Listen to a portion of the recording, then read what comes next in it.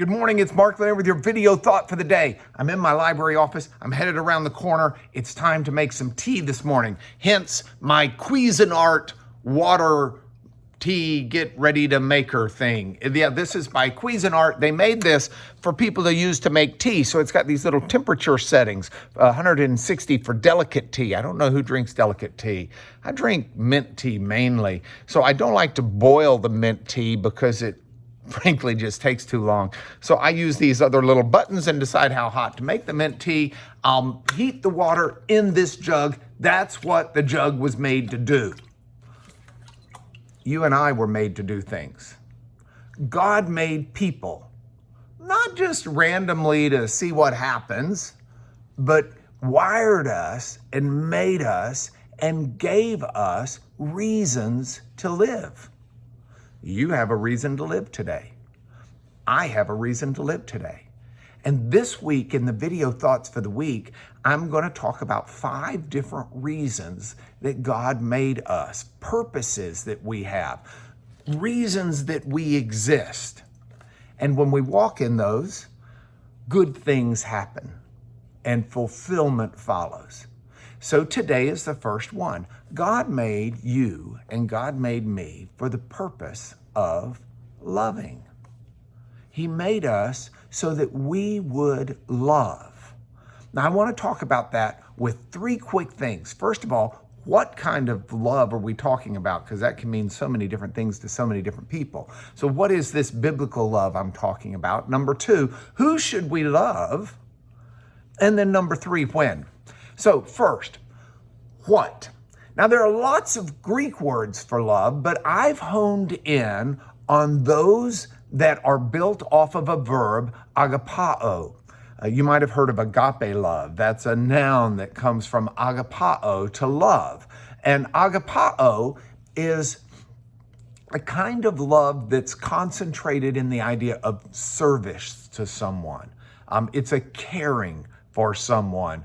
It's not a feeling love. It's not an erotic love. That's the Greek word eros. It's a love that's centered on a decision to serve and to put the needs and the cares of the other one in the forefront of your decision making. So it's within that realm of love, the what, that I want to talk about the who. Who do we love?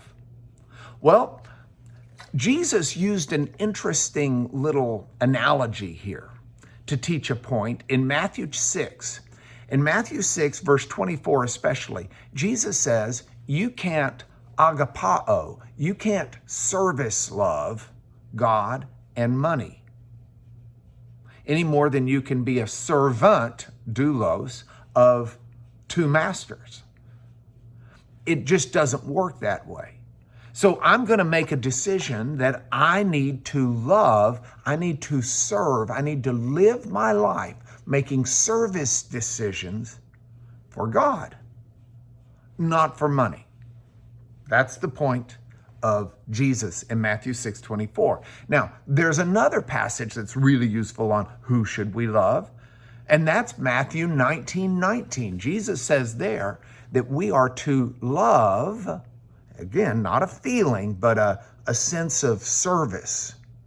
Love our neighbor as ourself. So add 2 more people to love, your neighbor and yourself.